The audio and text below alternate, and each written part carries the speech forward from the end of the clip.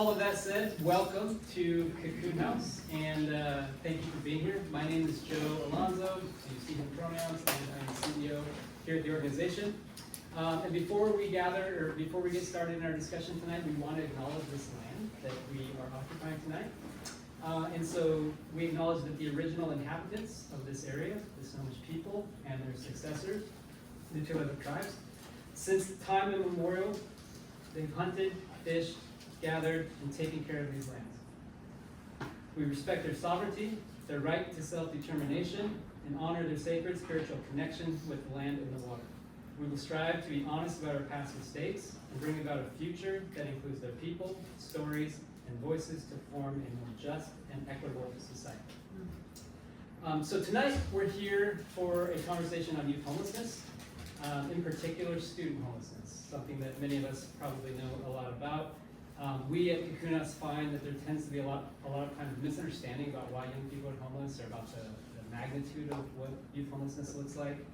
And there's just an opportunity for us to have a deeper conversation. So you'll see the way we define homelessness for tonight is the McKinney-Vento definition, which will be flashing up on the screen.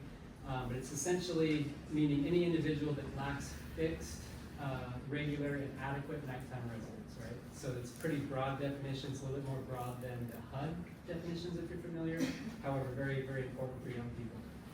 November is Homeless Youth Awareness Month, so we want to take this opportunity to talk a little bit more in depth about the impacts and drivers of youth homelessness in our area and what's being done to address it. Founded in 1991, Cocoon House was founded by an Everett School counselor trying to address this very issue, Sari Gilman. And so we've continued to really try to address homelessness at many different levels, but student homelessness is still very, very close to our core.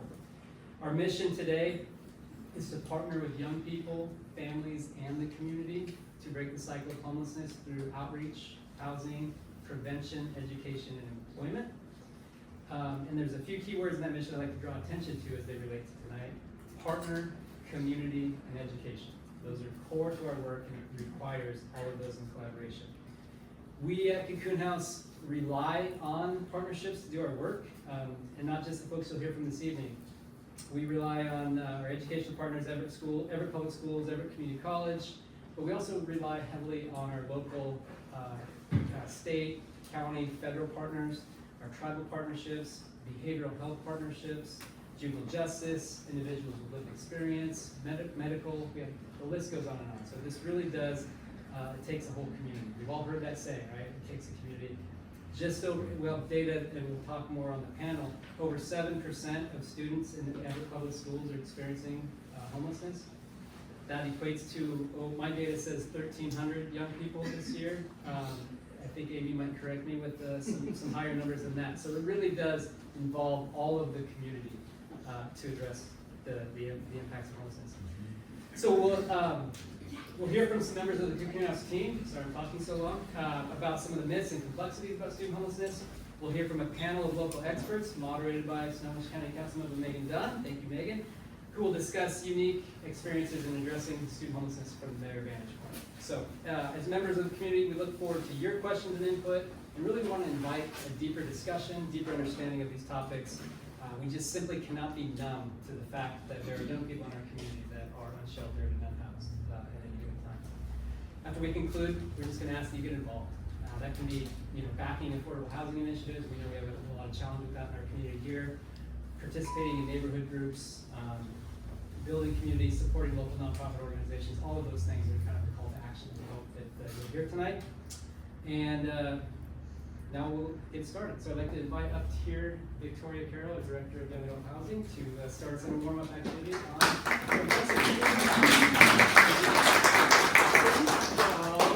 Hi everybody, I'm Victoria Carroll, she her pronouns. I'm the Director of Youth Housing here at Cocoon House.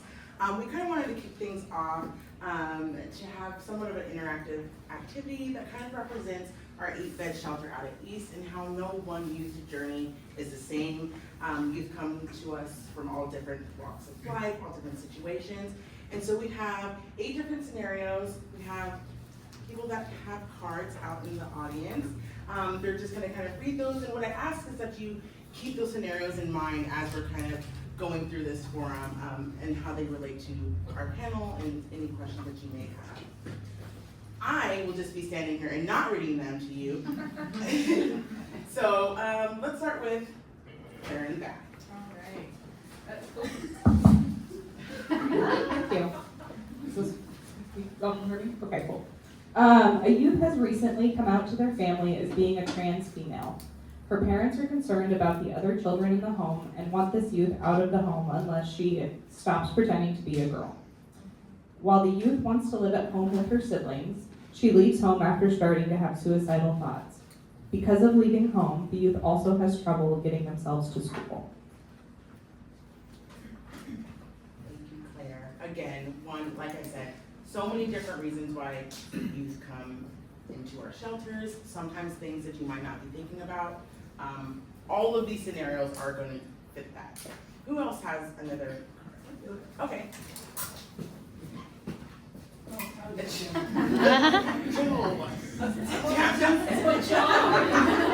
Easily projected. Thank you. A 15-year-old male has been raised by a single mom. Mom has recently remarried and conflicts with stepdad have arisen.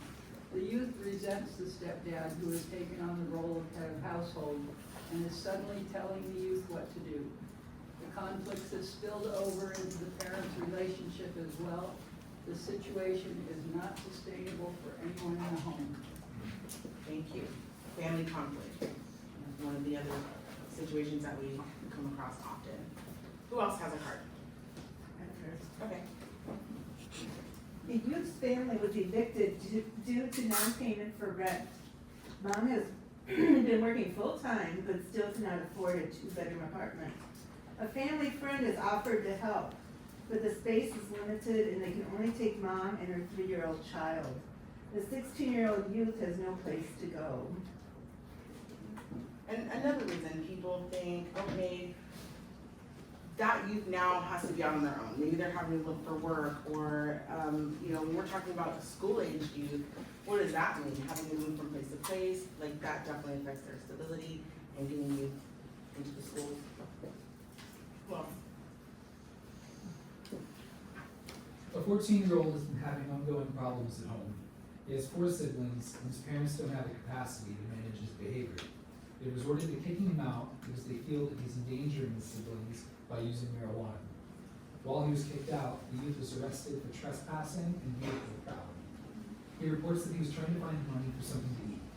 He's now on probation. His parents are worried that his drug use is going to lead to a probation violation, time in detention, and long-term consequences.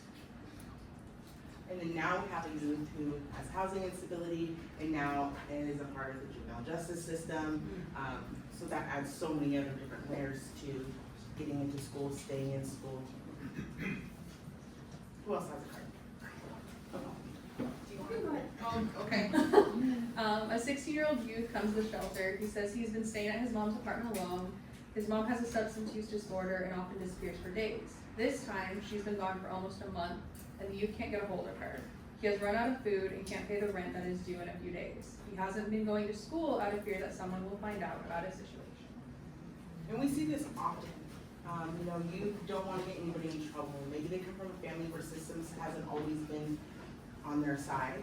And so I have to take this on myself. I have bigger things to think about than going to school. I need to provide for my family and keep and protect my family. 1 minute. A Black LGBTQ+ youth living in a rural area runs away from home due to bullying at school and racially based harassment in the community.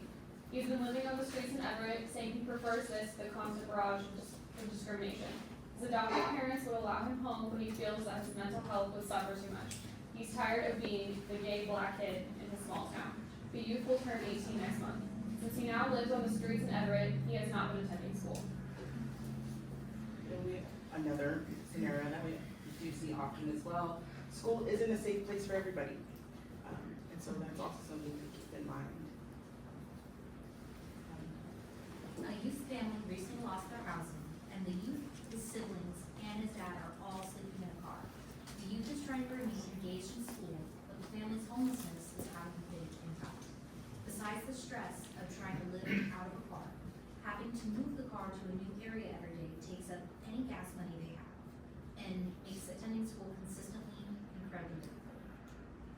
Exactly. If you don't know where you're going to be sleeping that night, what area, where you can get to, how you're gonna get there, that's definitely going to affect your attendance at school for sure.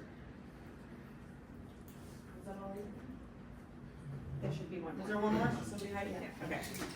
A 16-year-old has been experiencing frequent arguments at home. Her mom gets physical with her, often slapping the youth in the face when she feels the youth is being disrespectful. Mom recently pushed her down the stairs. A neighbor called the police after hearing the disturbance. Mom admitted to slapping the youth but denied pushing her. The police told the youth they need to follow the rules at home and listen to their parents. The youth left for school the next morning and did not return home. So again, sometimes our youth are put in those situations where they are trying to protect themselves, trying to protect their family, and they don't really have any other options. We're trying to do that and thinking about all of these scenarios and trying to think about going to school, attending regularly at that.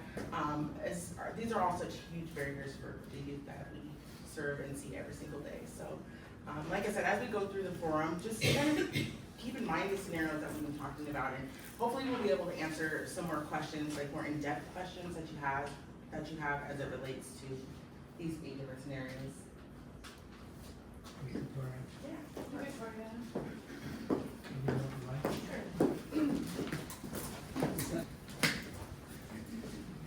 Can you guys hear me? It's been a long week, so I'm gonna use the mic. And we have mics for you guys too, right? It's right in front of me. Well, thank you all for coming. Thank you for giving up time, your gift of time on a rainy Thursday night after probably a long week. We really appreciate everyone who's here today. We're gonna do about a 20-minute panel discussion with some questions that we had already prepared, and then there's note cards and questions that we're happy to ask the panel afterwards. So if you have something on your mind that comes up, we have note cards in the back to write down your question. So my name is Megan Dunn. I'm on the Snohomish County Council. I represent District 2, which includes Everett, Mukilteo, and Tulalip. Yeah, they use she, her pronouns. So our first question is just to get to know you guys, but can you introduce yourselves and then tell us a little bit about what brought you here? So we'll start with Rachel and go down. So what's your background or who do you represent, and then what brought you here tonight? So my name is Rachel Matheson. I use she, her pronouns. I am the VP here at Cocoon House. So I oversee a lot of the operations and programs at Cocoon House, but I've been in the field of homelessness for 25 years and been witness to a lot of people's journey during that time.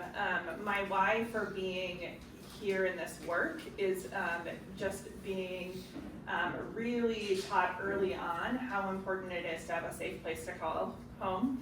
And I saw a lot of people in my community in rural Minnesota that weren't experiencing that, and homelessness looked very different in rural Minnesota farm country than it does in, at the time, Minneapolis. But it was very, very evident to me. My parents were teachers in the school. It was very, very evident to me how important it was that in order for youth to be able to go to school, in order for people to be safe, they needed a safe place to call home. So got into this work pretty early on and lived my life in it. It's me again. So I'm Victoria Carroll, Director of Youth Housing here. So I oversee our long-term housing option for youth ages 16 and 17, which is on the 2nd floor. And then I also oversee our emergency shelter that is out in Monroe. We serve youth ages 12 to 17 for up to 21 days. My why, I was a 14-year-old youth that couldn't go home. And I had to navigate the streets and figure out how to survive, which was really difficult. I wasn't aware of a lot of resources. I also came from, a family that you don't speak about these things, you just kind of have to deal with it. I fortunately was able to finish school, and then I kind of got into social services pretty early. So I'm here not only as a person with lived experience, but I also think it's really important to have representation. I want our young people to know that they can have similar experiences that I have. They could look like me and still be in a position of leadership and make change. Well said. I'm Amy Perouse. I use she, her pronouns. I coordinate support in the Everett Public Schools for students who are experiencing homelessness. We call that the McKinney-Vento Act. That's the federal law that I help facilitate.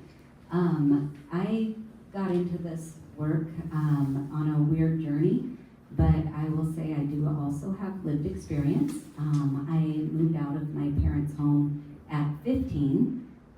Was pregnant, and I knew exactly what I needed to do to be an adult at 15.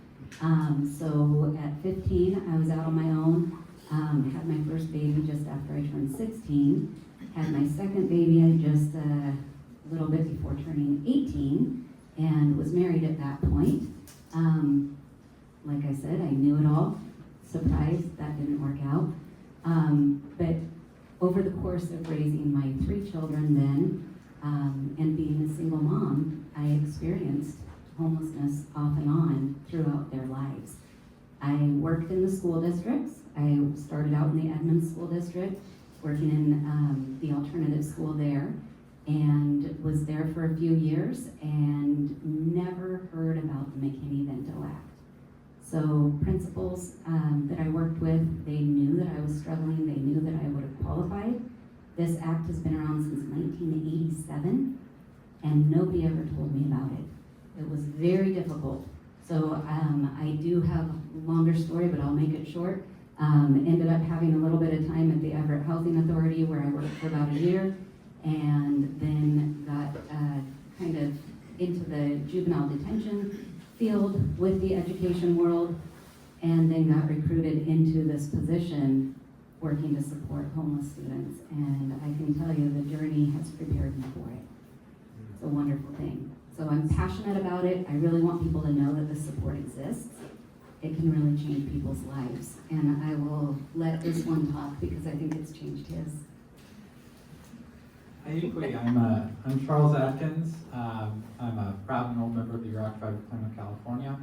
I serve in a variety of different roles in our community. I'm on the board here at Cocoon House. I was recently elected as a board member for Everett Public Schools, where I serve as the first Indigenous member of the board for Everett Public Schools. In my day job, I work as a legislative policy analyst for the Toledo Tribes, where I focus on education, housing, and Indian child welfare policy. And then I also serve, I was appointed by Governor Inslee as the youth representative on the Governor's Council on Homelessness. I myself experienced homelessness. I was a resident here at Cocoon House when it was complex over at the old motel. I wound up being homeless in many ways, but one of the biggest factors was my freshman year of high school, I attended Chamala Indian School, which is one of the few remaining boarding schools still ran and operated by the Bureau of Indian Affairs. My experience at that school led me to, as a 15-year-old, I chose to run away and be homeless rather than to attend a school, an institution that was created with the intent of taking away my culture and my language and just all that kind of stuff. And especially at the time that I went, it was a sore point for me because my tribe's last native speaker of our language died the year that I attended that school. And that was a deliberate thing, but I'll move on from that. But so I wound up becoming homeless and being on the streets for several months until eventually I wound up here at Cocoon House. And I was supported by amazing people like Amy, who helped when I got to Everett High, who helped me get through high school and who helped get me the resources I needed to be able to go on and be successful. And even Cocoon House staff were willing to get me involved in politics and get me connected to people. While at Cocoon House, I got an intern for the city of Mukilteo and Senator Marco Liaz, and that was a really exciting thing to be able to be involved in as a youth. And for me, like my involvement, my journey of why I'm involved is in many parts because I kept on being told as a kid, like if you're not at the table, you're on the menu. And that just really stuck in my head throughout my time growing up. And so by the time that I got to Cocoon House, I knew that I wanted to be involved in advocacy, and I knew that I wanted to go out and make a difference and just try to prevent people from having to experience similar circumstances to what I did. And I'm really glad to say that, you know, so far I feel like I've been doing a good job at being involved in doing that work. Since I left Cocoon House and graduated from Everett High, I went on to get a degree in tribal administration from the Evergreen State College, where I got to, my peers at Evergreen elected me as their student lobbyist, so I spent my time doing full-time lobbying at the state legislature on behalf of the students of Evergreen. And while there, I helped push for a bill called Senate Bill 5800 that helped create the Supporting Students Experiencing Homelessness program that was last year made a permanent program.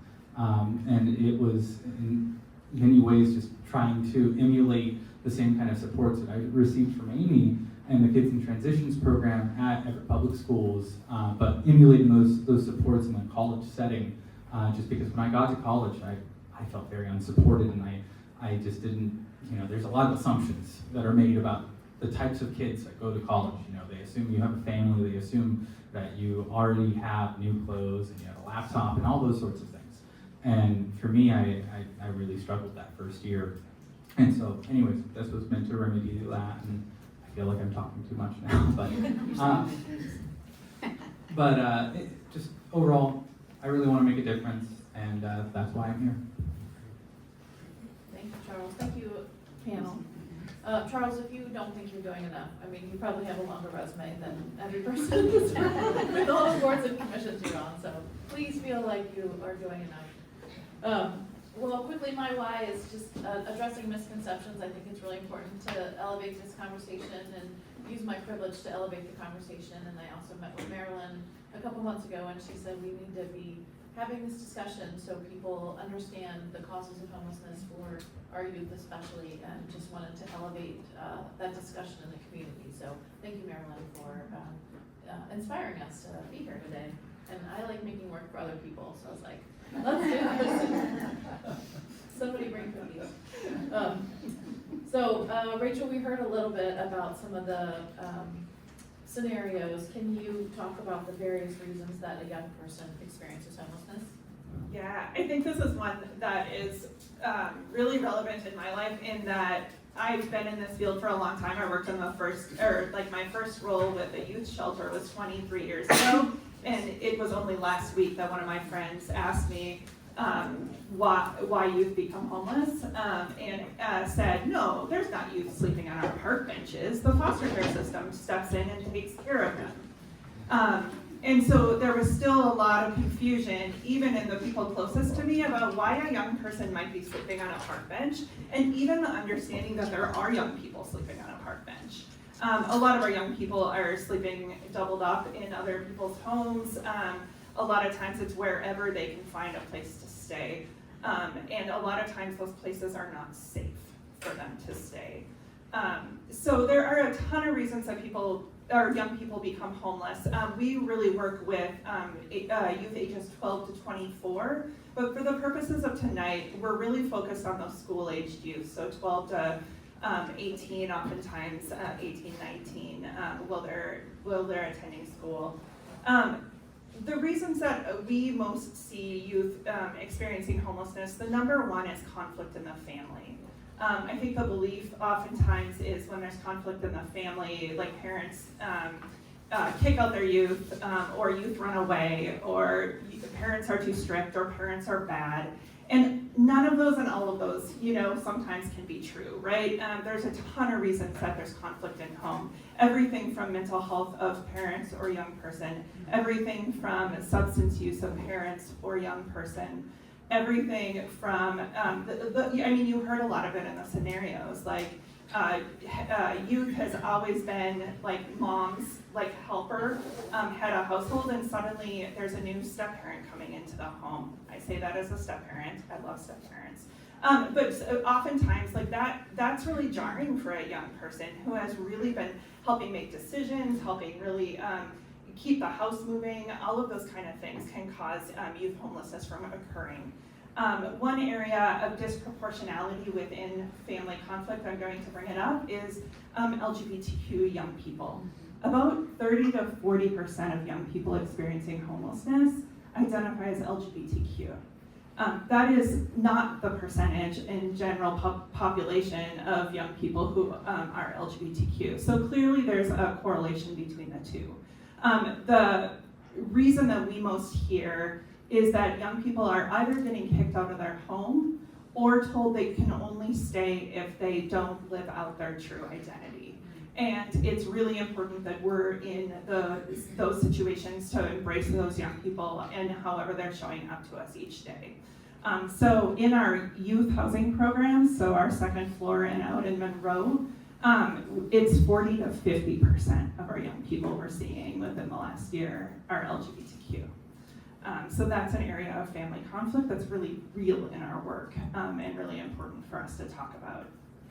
Another area that young people become homeless in is the child welfare system. So even when young people are taken into foster care, that transition to adulthood, when you've oftentimes been in a lot of different placements, oftentimes been just felt like you're tossed around, felt like you're not supported, you turn 18 and you want to be on your own. Like you have not gotten to make the choices in your life all of those years leading up to 18, and finally you're gonna get to make those choices.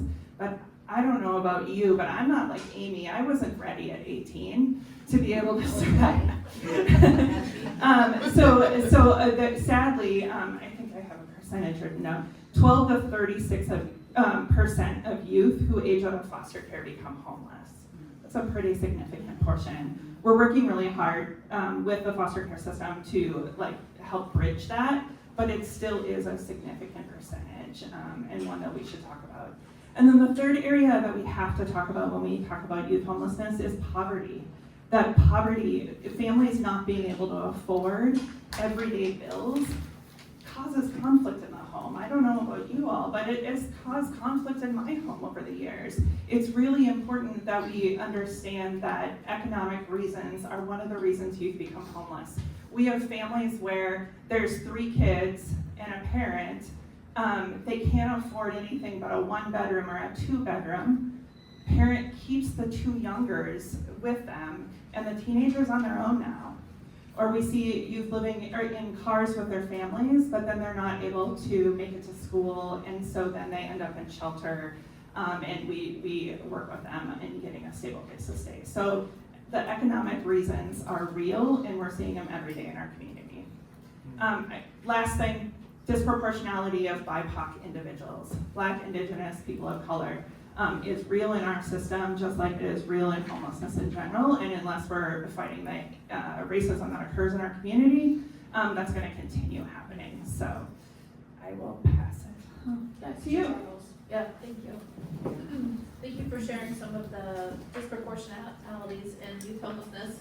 Charles, can you talk specifically about the disproportional representation of Indigenous youth experiencing homelessness, and how has your experience as a formerly homeless Indigenous youth informed the work that you do? Yeah, so to answer the first part of the question, our Indigenous youth are underrepresented among both unaccompanied minors, extended foster care. There's a rather startling statistic that it's like a full quarter, 25% of extended foster care participants are Native American.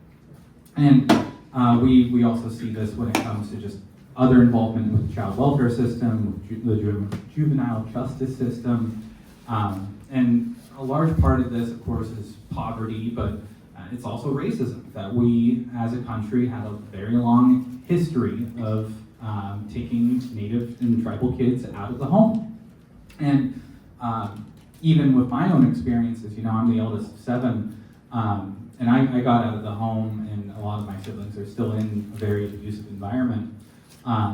But even though I spent years reporting to the, whether it's police or school or wherever, about the abuse I was facing at home, nothing was happening because my white father was a decorated Army veteran and was well respected in the community and all that kind of stuff.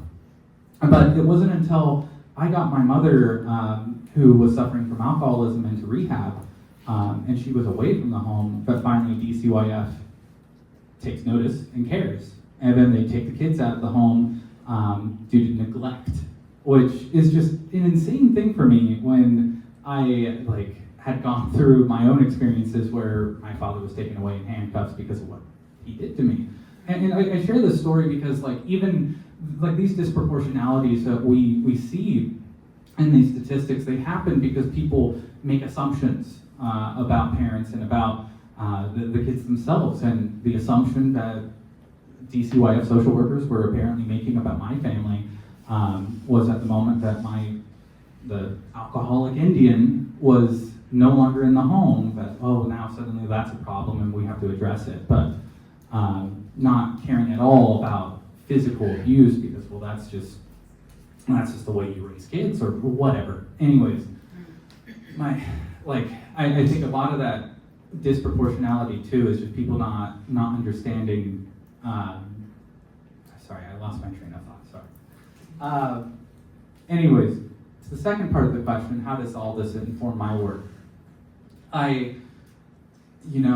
Every day that I do the work that I do, I'm reminded of just of my ancestors and of people who came before me and who suffered far, far worse than I did.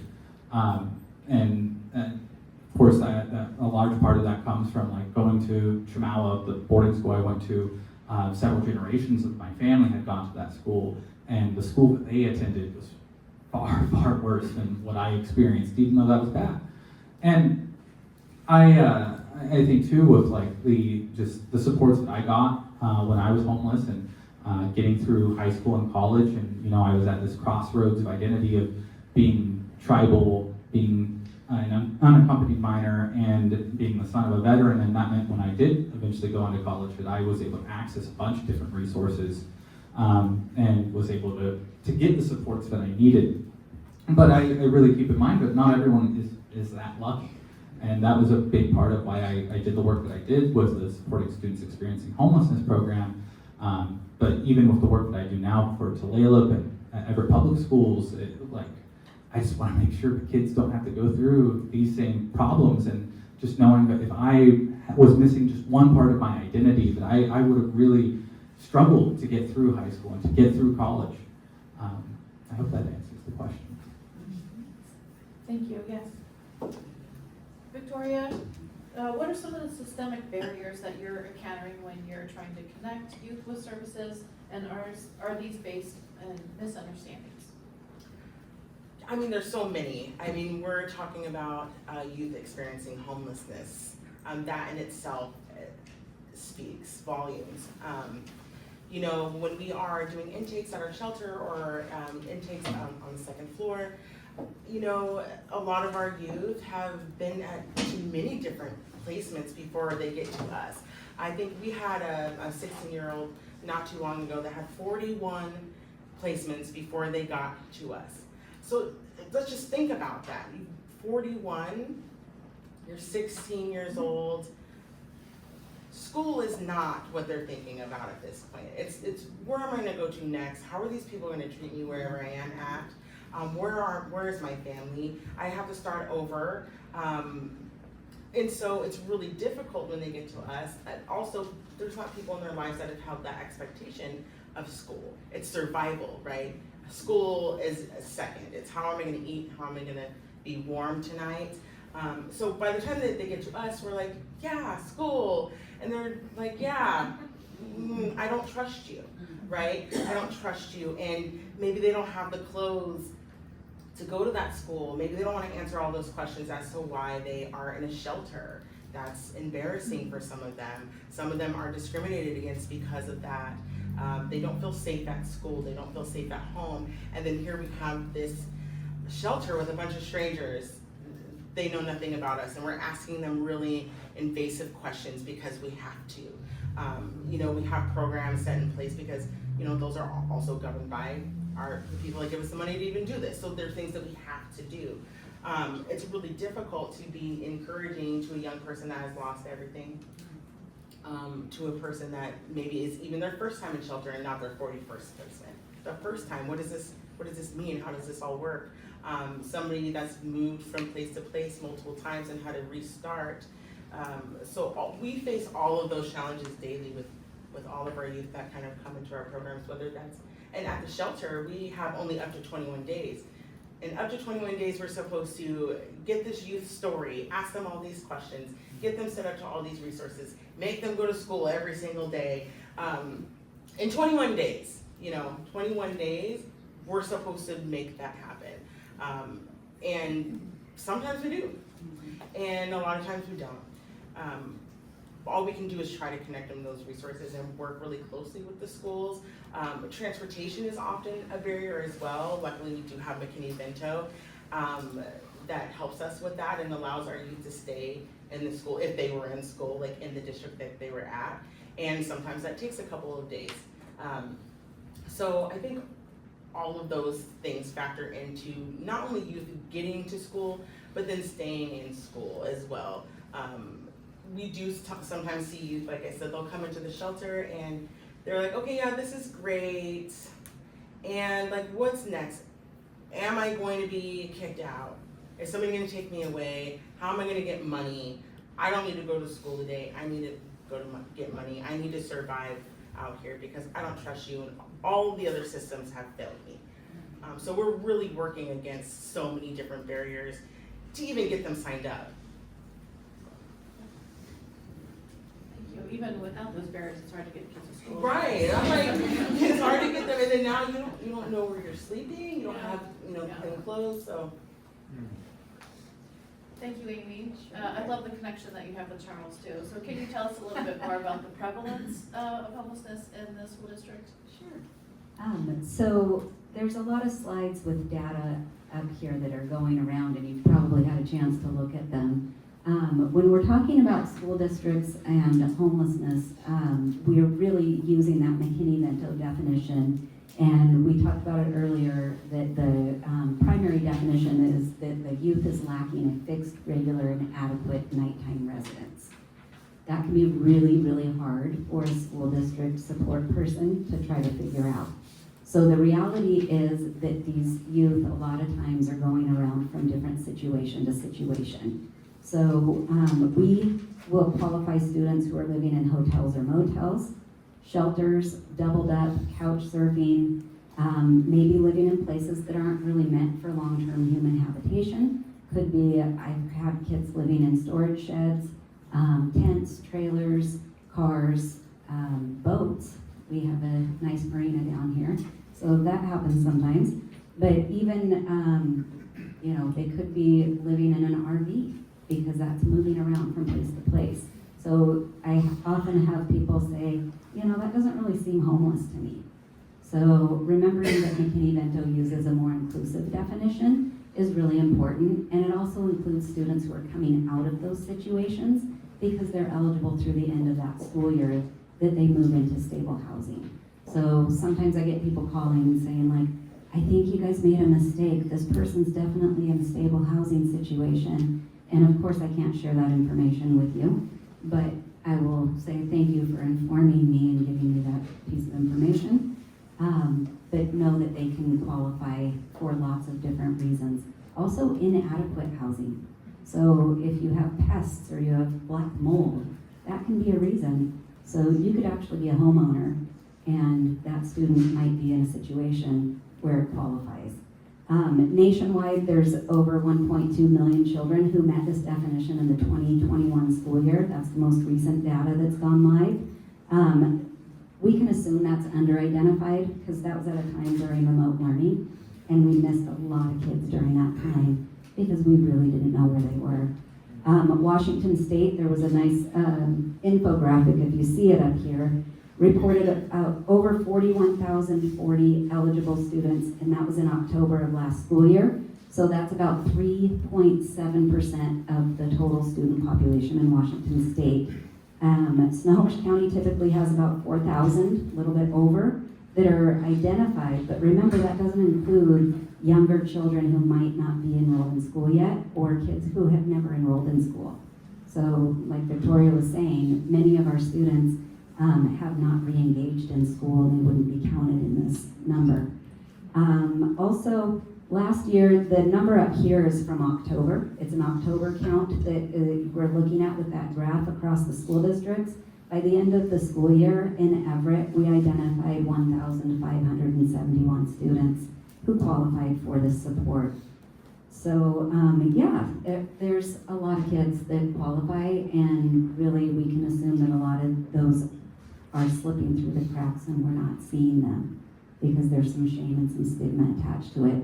And a lot of times nobody wants to go tell somebody at the school that, hey, this is what's going on outside of school. And Amy, what does success look like for students living in unstable housing? Yeah, I think that we kind of broaden our definition of success when we're talking about students and their success with school when you're experiencing this kind of trauma. We want to make sure that attendance is the first thing that we're looking at, because if you show up, it's most likely that you're going to be successful, right? So that's what we try to emphasize with the McKinney-Vento Act, is we're trying to get students to access school, remove barriers to attending school, and making sure they can actually fully access the supports needed to fully participate in school, but also in school-related activities. So that's a big part of what we do. It's not always the graduation rates, although I can tell you one of our big wins was getting a partnership with the Homeless Student Stability Education Program and partnering with Cocoon House to get an advocate in our high schools here in Everett, and it's been a game changer. It really wraps around that support and it helps navigate the entire support system of that student. So it connects somebody that's outside of school, that's a trusted adult, with the trusted adults in school. And what we were seeing prior to the pandemic hitting was 100% graduation rates for our unaccompanied homeless youth. It was amazing. I had never seen anything like it. So that's what we are hoping to see again. We're kind of in that recovery phase, but really just showing up at school is a big win for these kids. That's great, thank you. Questions for our panelists. So did anybody have questions that they put in the bin? Are they in this bin? Go back here, okay. Do you have any pre-selected ones?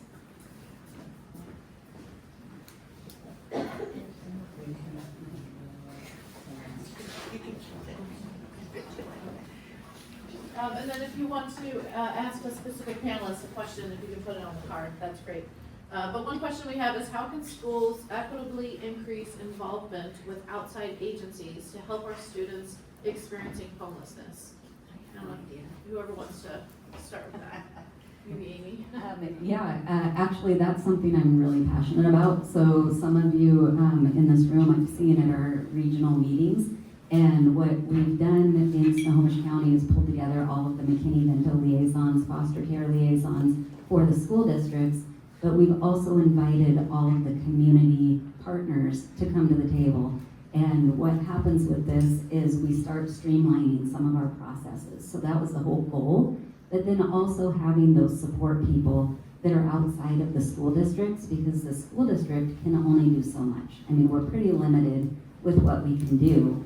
But if we know who in the community can fill that gap, we can really do some great work. So what I would love to see, and I've been trying to get Charles to tug on some ears in the right places, is a regional McKinney-Vento coordinator. So, because what happens is you get students who are in different school districts, and they might think something like, well, when I was in Everett, I got all of this. And now that they're up in Granite Falls, where maybe there's not as much resource, they're going, why aren't you giving me that? I got it when I was in Everett. So there's definitely a disparity when you get out to the rural areas. Everett doesn't have it all together either, but we do have a lot more resources here than you do when you get out to those other areas. So what I'd love to see is somebody that can act as like a hub and pool all of those resources so that we can see some pretty consistent services across school district boundaries. Putting it out there, make it happen. Anybody else want to add anything to that?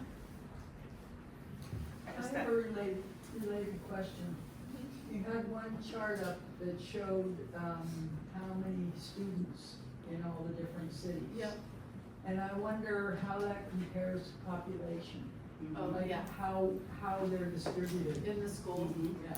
yeah, I can talk a little bit about that. okay. Yeah, so that's a really good question because a lot of those districts have different numbers of population total. So for example, you've got a district like Granite Falls I mentioned. So they might look like they have a relatively small number of students on their McKinney-Vento numbers, but the reality is that they probably operate at like 12 to 15% of their total population that qualifies for this support. So definitely if you take that in percentage-wise, Everett School District is usually about 7 to 8% of our total population. And also remember that when you see those names up there that look like cities, most of these school districts go and cross over different city limits. So Everett, for example, we include parts of, we have Snohomish, there's parts of Snohomish. We butt up against North Shore School District, Edmonds School District, Mukilteo School District, and then all the way up to Marysville. So it's not just the city of Everett. That also gets complicated though because some services are in city of Everett and our students don't all qualify for that. So just knowing that there are a lot of different factors and definitely percentages would be really cool to see on there. But it's a very complex bunch of data. Indeed. Yeah. It's also important to point out that young people don't want to be called homeless, and they don't oftentimes realize that they would qualify as homeless. They perfect the ability to blend in wherever they can go. And so all of these numbers are so undercounted. It's shocking. Like we'll suddenly learn of a young person who's been living in a shed for 6 months and no one knew, yet they were attending school. And so statistics are helpful, but it's bigger than those. Thank you. There was a question about what happens after the 21 days. So you mentioned 21 days is in case management. So what happens after 21 days, and then anything else on shelter and resources for minors that are aged 14 to 17? I can take the first part of that question. So the 21 days is a federally funded mandate that youth are one of our biggest source of funding for our under 18 shelter requires only 21 days. We blend that with other funding to add, for some of our young people, we're able to add an additional 60 to 90 days if they need it. But the reality is that our young people, they're not gonna become less homeless a lot of times because we even add on 60 or 90 days because there are not long-term options for 12 to 15-year-olds in our community unless we can find family or friends to take them in if they cannot go home. Or if we can get the child welfare system to open a case on them if they qualify, which is incredibly challenging. So after a 21-day bed stay, a variety of different things happen. I'll mention one, and then Victoria is more of the expert at this point around this. But the one I do want to mention is that our shelters, our under 18 shelter, we have the one in our community, but they have them from Bellingham to Tacoma. And just a couple weeks ago, we had 4 youth in our front vestibule needing shelter, 13, 14, 15, and 16-year-old. And there were 0 beds from Bellingham to Tacoma available for a young person. And so I'm gonna talk in a little bit about our host home program. So I'm just teeing that up because we need more shelter options for young people. But where do they lead to? That's a great question. And unfortunately, we always want to strive for family reunification, right? So as soon as a youth comes into our shelter, we're asking those questions. Is that even a possibility? Is it safe? We're going to connect them with our prevention team and hopefully do enough work within that time period that they can actually go home. But the reality is that doesn't happen very often. And there aren't places for those youth to go other than another shelter or upstairs. If they qualify, they have to be 16 or 17 to go upstairs. So for the 12, the 13, the 14, the 15, it's either back to the streets or to another shelter, unfortunately. Can I add to that? I just want to add the other challenge to that is, yeah, we can set up McKinney-Vento transportation, but what we see is we get these youth that will go to a shelter for 21 days, use up that time. We just get the transportation started to get them from Monroe to Everett, and then their time runs out. So then maybe they transfer to, usually it's Mount Vernon, right? So they'll go up to Mount Vernon, they'll be in the shelter there, got 21 days there. Again, now we're doing transportation from Mount Vernon to Everett, and then from Everett back to Mount Vernon every day. And then as soon as that's set up, you just have a couple of days and they've used up that time. So now where are you gonna go? Maybe back to Monroe if there's a bed and there's enough time, or maybe down to Seattle somewhere, Kirkland somewhere, if there's a bed open. They most likely are gonna go out on the streets and we're gonna lose them, and hopefully somebody re-engages them at some point.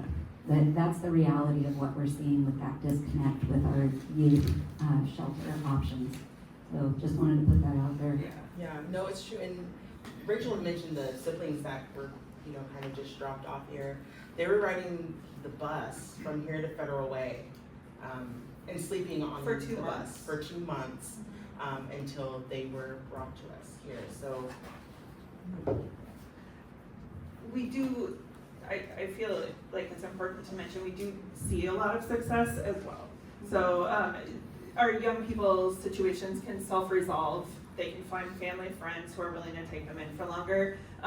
Victoria brought up prevention. We have a whole group of people who are working with our families to try to figure out like what's going on in the family. Why is your young person unable to stay right now?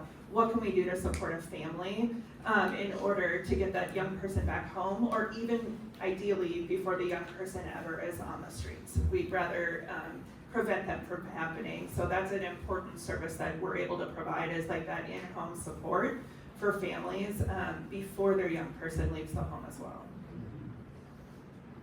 Can you talk a little bit more about resources in rural areas? you're looking at it. So Cocoon House serves all of Snohomish County. We're able to be out in the community, provide case management, come to schools, all of those different things all over Snohomish County in the rural areas and the more suburban and urban areas. Our host home program, which I'll just mention right now, we're trying to find houses all over Snohomish County where a family might have an extra, or a person might have an extra room in their home that they're willing to take in a young person who needs a place to stay. We're connecting that to schools, so schools would be the ones referring into hopefully homes within their school district. And so we are always looking for hosts in our rural communities all over, in all areas, but specifically I think about keeping youth closer to their home community, closer to their support system, closer to their school, and our host homes model really is the model that's gonna allow that to happen in rural communities. But we absolutely provide a ton of services in rural communities all over Snohomish County. But Cocoon House is the only agency doing youth work, youth homelessness work in Snohomish County. So just to be clear, there's not a bunch of different organizations in different parts of the county. We're the main, I'm sure lots of folks are working with youth, but we're the main organization that's addressing youth homelessness in Snohomish County. There was a question about the Safe Place program. Is that being discontinued? So our Safe Place program, that's a national model where it was a 24/7 call line that youth under the age of 18 were calling in if they needed a place to stay. The actual model was only if they happened to see a sign that had a safe place and had never been homeless and didn't know of resources. And what it had become was a 24-hour call line that was unsustainable for Cocoon House to manage. We are still able to answer 24/7 calls at our East shelter and provide the same level of support. We just discontinued a whole different level of on-call rotation because we were providing way more than the fidelity of that model anyway. And then on the foster system. So the question is, how can we prevent the foster system from leading teens into a direct pipeline into homelessness? this is an area where we've done a ton, feel free to take this microphone over at any time. So, takers? So, awesome. So, a ton of advocacy work has been actually done in this area of kids that are in foster care, which is different than unaccompanied homeless youth, which is what we primarily serve at Cocoon House. If a young person is in foster care, it used to be that like they were cut off at 18. Now they can be in extended foster care till 21. I already mentioned that when a young person is 18, the last thing they want to do is extend their involvement with the state a lot of the time.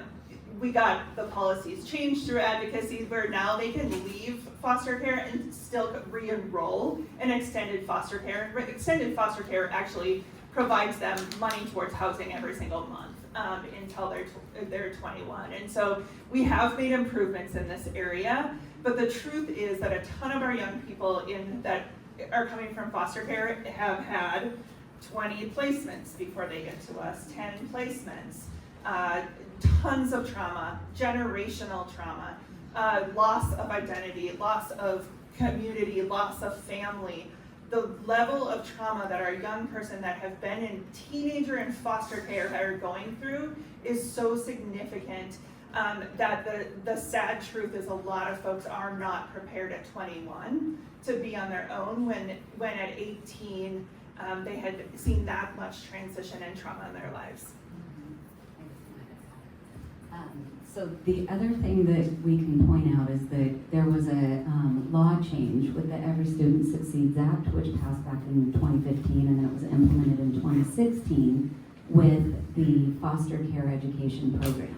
So there's additional support. It's very similar to McKinney-Vento, but it's called Foster Education Program. And with that, we're seeing a lot of the same supports now put in place as a law, which we never had before. We also in Washington State had a governor who said, I want you to have somebody that's trained in every public school building to identify and support these students, which we never had before. So imagine, things do take time when you make changes, especially in the education world. But what we're starting to see is that school districts are complying with this law now. My hunch is that because we know that with data, that the single greatest factor to prevent adult homelessness is a high school diploma. So my hunch is that if we start to project out, we're going to start seeing those trajectories change with this support that's going on now in the school systems. Not perfect, not going to be the miracle, but I think this is going to start to change some things. Do you want to add anything? Okay, I have one maybe for Victoria or Charles, but how can landlord engagement services be supportive in the housing gap for youth? I'll let Charles take that. Going back to you, Victoria. Okay, well, I mean, I don't interact with landlords because I don't have one. our youth in the shelter, so that's kind of out of my scope. Yeah, this oftentimes is coming into play for 18 to 24-year-olds that we work with. Absolutely, we need landlords who are willing to rent to first-time renters, rent to folks without credit histories, rent to folks in our community that have maybe had some transition. I can't speak highly enough for the work with landlords that is being done in our community and continues needing to be done in our community. That's a whole different forum when we talk about 18 to 24-year-olds and all of the different support that they need, but it absolutely plays into that 18 to 24-year-old demographic. And beyond, really, honestly. And beyond, yeah. Yeah, like learning how to pay rent. Yes. In a safe and supportive way, yeah. We start and we teach those life skills, like in our programs, like our TLP program upstairs. Some of the things that you would think that people would know how to do, some of our young people don't. They've never seen it before. They don't know what clean looks like, or they're nervous about that. And so we do have life skills where we're like, this is a rental application. This is how you budget things. This is how you go shopping. So this is how you look to find rooms or rental places. So What is that like, Victoria, for them to live upstairs? Are there chores? Do they have to pay rent or anything like that? they do not pay rent. There are chores, which some love to do. We like to incentivize, so they do earn allowance by doing the chores. We do have a mandatory life skills where the youth come together each week and they kind of give us the topics on the things that they want to know more about. And one of our RYCs kind of helps lead that and guide them through whatever that looks like. Because the reality is, if they come in at 16, they can stay until they're 18 unless they are in extended foster care. For us, they can stay until they're 19. And that's not really a long time to undo or teach new skills from maybe a youth that literally has no idea what any of those things mean. So we try our best. We have these classes. We take a lot of youth voice into consideration. And then like that understanding of like, you don't know what you don't know. We don't know what they don't know. But yeah, so they do participate. I think it's also up to us to be excited about those things because we are also dealing with 16 and 17-year-olds, typical just like any other 16 or 17-year-old. I mean, I didn't like to do chores. I still don't like to do chores. So, you know, keeping that in mind and making it fun, and really like helping them understand that they're going to need these skills for the future. I don't like to do chores either. Other questions? Were there any more in the basket? No? Okay. Did anybody want to ask a question that didn't have a chance to write one down? There was one that was kind of vague. It just says concerns about truancy and parent mediation in our marginalized communities. Are there concerns around truancy? I mean, that's your job. Not easy. There's definitely concerns around truancy in the school district, right? I mean, it's a law, right? So a lot of times what happens is, you know, students who are not coming to school, they're still going to be filed for truancy. And the thing that gets difficult is, how do you serve a student who's homeless? Where's that court order gonna go? So a lot of times these are just youth that are gonna slip through the system. And, you know, I don't know what the definition of the marginalized community was in that question. So I can say that the systems that are in place through the schools are improving. I know it's been really difficult over the years to enforce a law in truancy and to have parents engaged, because a lot of times they say, you know, come to this truancy hearing. Okay, it's during my work day. That's not gonna work. So they're starting to get a little more flexible and creative about how do we intervene. And when we're talking about a student who's on the McKinney-Vento program, meaning that they qualify for this support, a lot of times in the school districts, we have people who are running those reports and they're looking at it from an angle of, are they absent because maybe they're moving around a lot? Do they need a change in transportation? Do they need an address update? Do we need to get creative with a meeting location because they really don't have a stable place? Do we need to try to set up like a creative mileage reimbursement kind of a thing? What's the best way to get this student to school? So, and then letting them know we're here for you. Sometimes what we do is we actually pay for a track phone so they can have a cell phone. Sometimes just not having a way to communicate with the school is the barrier. So I think those are a lot of the ways that we get creative through our McKinney-Vento program. Wow, we had hands shoot up with those. Okay, we're not shy. Samantha.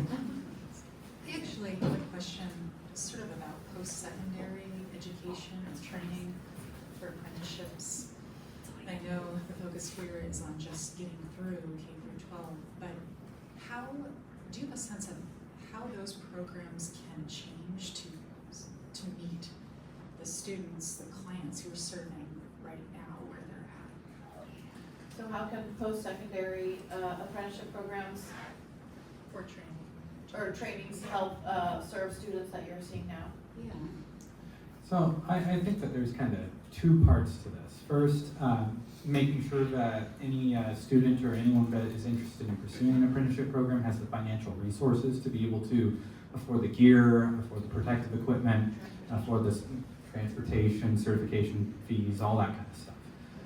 The Passports to Careers program that the state administers is very successful, and it provides basically free financial aid for any unaccompanied minor or foster youth who is wanting to pursue either college or a career in the trades.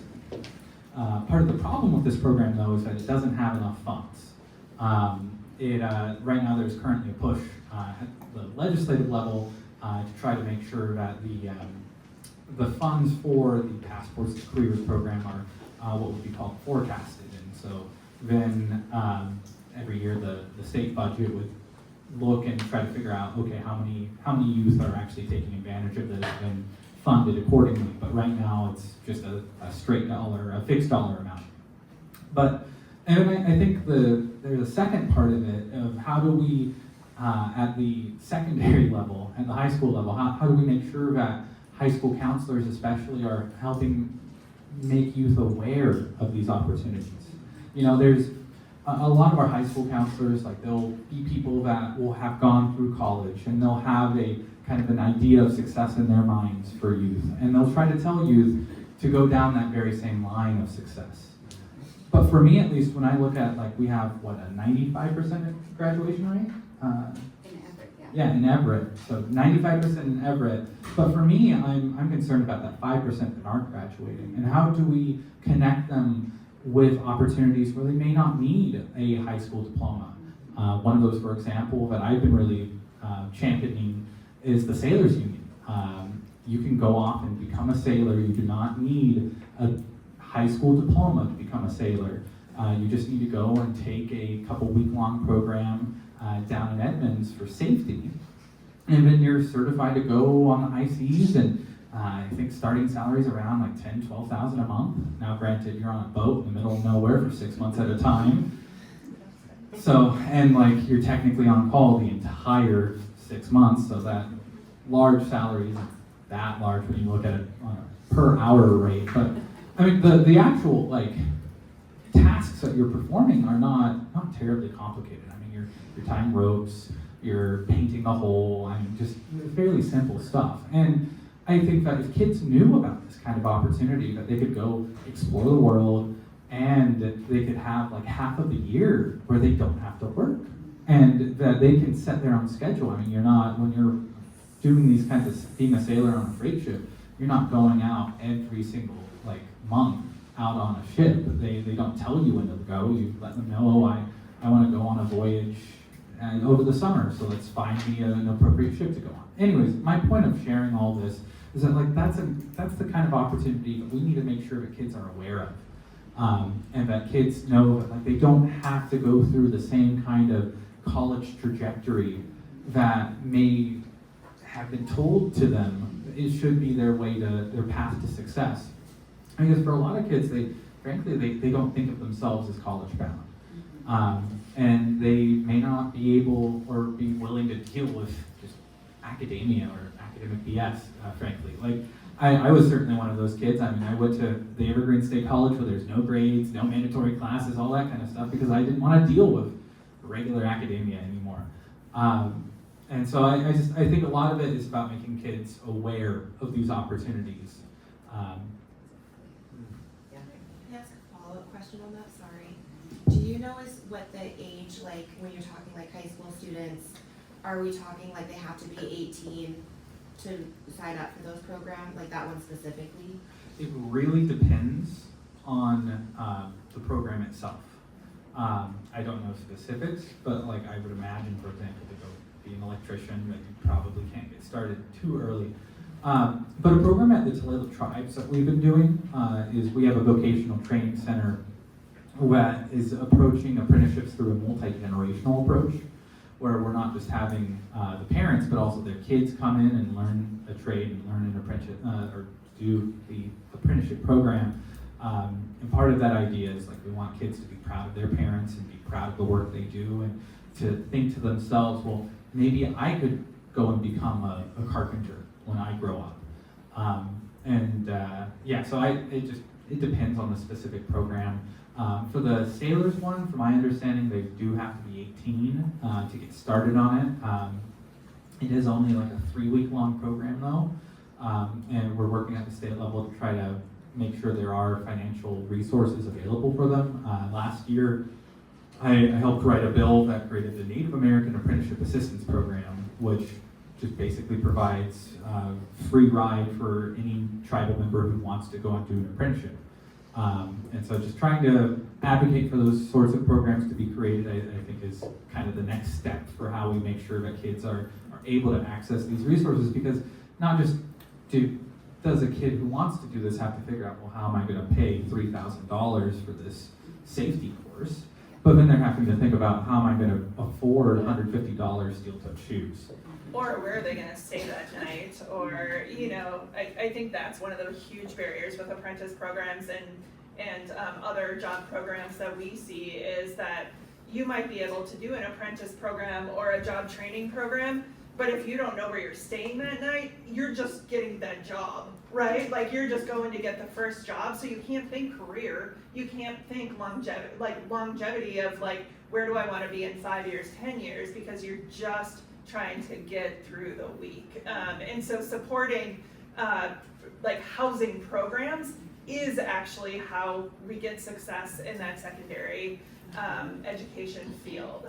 We had a pilot for the last couple of years with Everett Community College and Edmonds Community College, where we supported students in those schools with their housing, with access to resources and case management, like, because once again, 18-year-olds, 19-year-olds still need that support.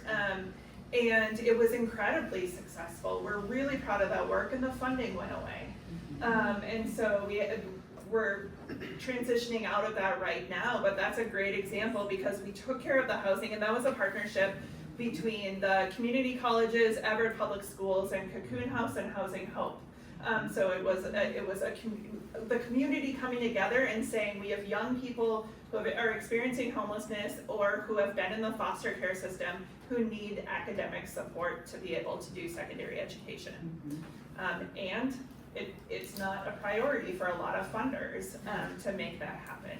That housing piece is incredibly important if you want anybody to be focused on career or secondary education. A number of our youth on the second floor were in that program, and it was amazing. So that program was really great. Of course, we have high hopes that there will be funding at some point coming back. That could happen. But definitely we learned a lot through that, because we learned in the school district that there's definitely like programs that exist without that funding that we could tap into. So it kind of created that, like, even though, you know, the Everett Public Schools is really focused on, you know, preschool through seniors, and then you graduate and then off you go, you're no longer one of my students. I'm not allowed to really do any kind of support for you. So having that nice warm handoff at the community college was really, really, really helpful.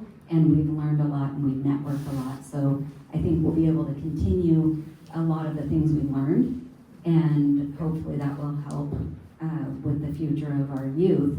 The other thing I wanted to mention on the note of apprenticeship programs or vocational training, and I'm looking over at Claire because she's probably gonna laugh at me, is I just have to mention Job Corps, because, you know, that's still a resource, and it's a great resource when you're 16 to 24 years old. If you don't have a place to live, if the shelter's full, or, you know, you don't have other resources in the community, because you can go and you can live there, get a stipend, get trained in some kind of a field that's gonna be a high demand career for you, and you're really set if you can go through that program. Of course, if you're not a citizen of the United States, you might have a problem getting into Job Corps. Also, if you have certain records, you know, where something's happened, you might not be able to go there. So there's still work to be done, and I think there's lots of really great opportunities in our community that we can start to look at to partner.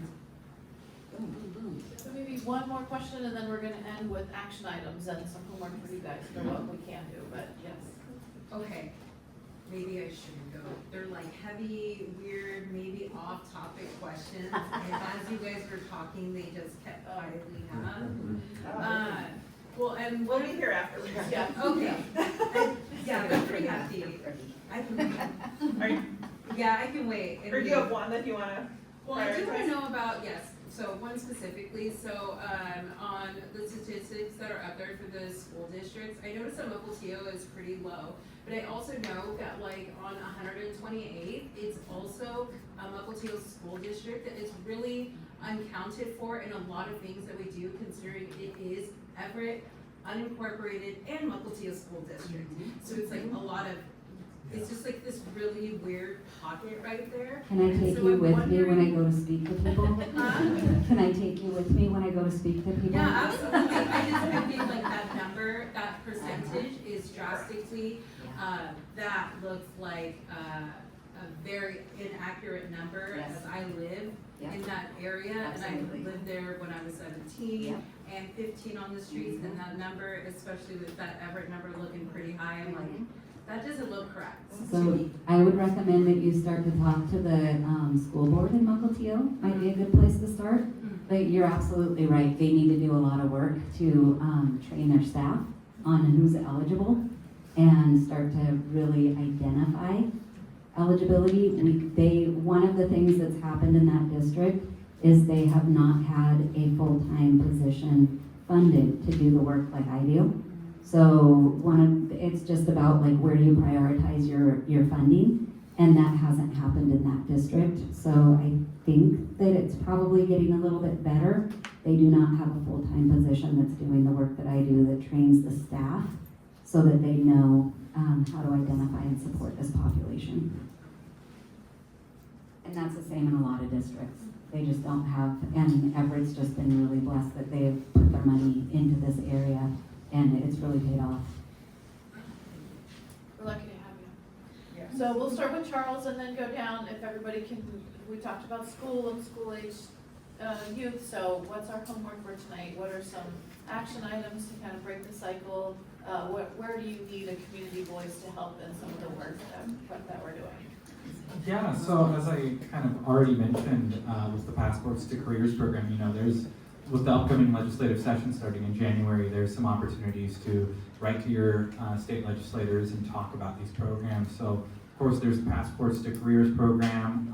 That's in need of getting fully funded, and especially with the budget deficit that the state is facing, it's going to be an uphill climb. So we're going to need all the help we can get with that. And then similar with the supporting students experiencing homelessness program at the college level, that is also in need of additional funding. When that program went from being a pilot program to being a permanent program, the money per school was cut from $250,000 to $125,000, and this unfortunately resulted in just schools being able to give less in services, as well as it being just a flat dollar amount that's given to every school equally, given like the Evergreen State College with only 2,000 students is getting the exact same amount of money to support homeless students as the University of Washington, Seattle. And that, $120,000 is already pennies to deal with a school of a couple thousand, but to imagine having to stretch those resources to cover tens of thousands of students, craziness. But so the legislature just needs to know about how important these programs are and how impactful they are to helping break the cycle of poverty and homelessness. And I would just encourage everybody to think about like what you heard here tonight. Think about the true stories. I mean, you've got people here that are represented that have lived experience, and just really encourage you to see every single youth as our most valuable resource. Like that is key. I think a lot of times people are, they see like, oh, that kid's just a troublemaker. I could have been seen as, and I was seen as, oh, it's another teen parent, right? But the reality is that every youth has an incredible future if they have the right support around them. And I think with that, think about who you need to share this new knowledge with. There's people that you have in your circle of influence that probably have no clue that this is even an issue. So think about who you can open that conversation with and how you might say like, hey, what can we do? How can we help? Do we have an extra room in our house? Are we a safe host home? That's the kind of conversation I would love for you to take outside of this room. Well, everybody's taken mine, but I will say that youth voice is extremely powerful and super important, and so I would encourage you to really listen and have those conversations. Like Rachel was saying earlier at the beginning, people that have been in her life for years and years and years, she's been doing this work for 20 plus, still have these myths about what a homeless youth looks like. So I encourage you to think about those scenarios, listen to the youth that are in your lives or that you come across, and then really take this and educate the people that are around you.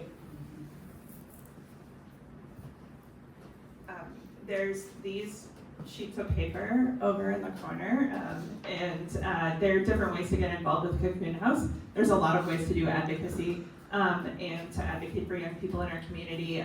These are just some of the ways that we support folks in ways to get involved, everything from wish lists to becoming a host home, like I said, taking a young person into your home for up to 21 days, up to 60 days, until we can get them to a safe place.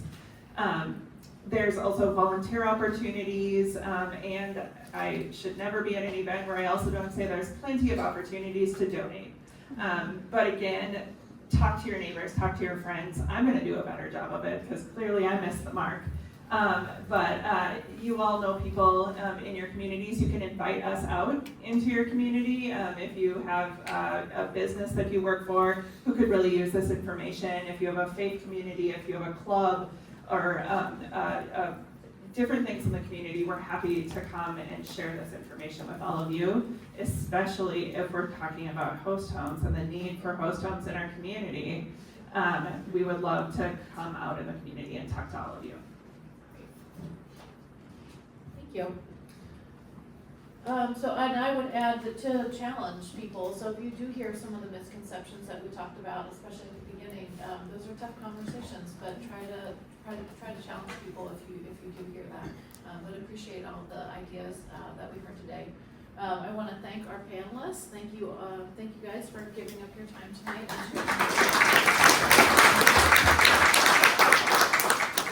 And then we do have staff available for tours of the drop-in room and lots of food. So if you guys don't eat it, I know the youth will, but please help yourself to food.